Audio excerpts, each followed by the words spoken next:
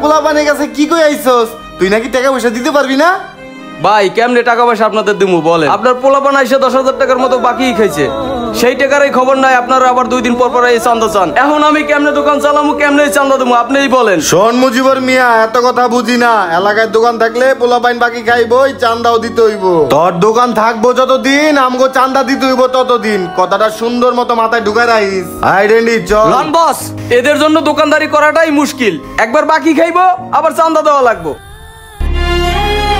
আইসি আমা, এদিকে আয়। আইতাছি ভাই। ভাই ডাকছেন আমারে? কিরে দোকান চালাস কই তুইব? টাকা পয়সা দিতে হইব আমগো। দোকান চালাস, টাকা পয়সা দেস না কে? ভাই আপনাকে টাকা পয়সা কেমনে দিমু কোন ভাই? আপনাকে গ্যাংয়ের পোলা বানাইছা চুল কাটা যায়, কিন্তু টাকা দেয় না। টাকা চাইলে উল্টা আরো ঝাড়ি দেয়, আর যাওয়ার সময় 200-300 করে টাকা লয়ে যায়। হন, এত কথা বুঝি না। পোলা বাইন আইব, পোলা বাইন কো সার্ভিস দিবি। সার্ভিস না দিলে এটা কিন্তু থাকবো না, টাচ করে ফালাই দিমু। আর কাজ কাম কইরা বিকেল বেলা টাকা দিয়ে যাবি, বুঝছস? ভাই সারা দিনে কাজ করাইছি 30 টাকার, আপনাকে টাকা পয়সা কেমনে? এর থেকে ভালো হইবো আপনারা দোকানটা বন্ধ করে দিয়া যান গা। বস, ও আপনার মুখে মুখে তর্ক করে, আপনি আমার কোনরে গাড়াই দেই।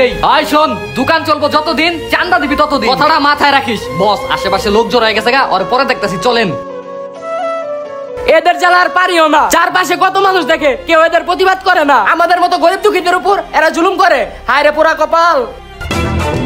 ওই অপূর্ব দাঁড়া, 2-3 দিন ধরে বাসায় হস না, কইছিলে এতদিন তোর না চাকরি বাকরি নেওয়ার কথা ছিল। চাকরি বাকরি কি পাইছো? আরে আব্বা, চাকরি পাই নাই, এমন কাজ পাইছি দিনে লাখে খেলমু, লাখে। এলো 10,000 টাকা এনে। 10,000 টাকা? এই 10,000 টাকা পাইলি কই? আর কি কাজ করে এই 10,000 টাকা আনছো? আরে আব্বা, ওই যে নুরু গ্যাং আছে না, হেগুলোকে যোগদান করছি। সারাদিনে চান্দা উঠায়া 10,000 টাকা পাইছি। ভাইয়ে কইছে হেগুলোকে যদি ভালো সার্ভিস দিতে পারি, দিনে 1 লাখ কামাইতে পারবো, তোমার কোনো অভাবই থাকবো না। জি, তুই চান্দা তুলে টাকা আনছস? ধর। আর কোনোদিন তুই আমার বাপ ডাকবি না। আমার মনে অনেক আশা ছিল তুই সরকারি চাকরি করবি, সংসারের হাল ধরবি। তোর লেখাপড়া করাইতেছে একটা ভালো চাকরি নেওয়ার জন্য, আর তুই কিনা কিশোর গ্যাংয়ে যুক্ত হইছস। দেখ বাজান,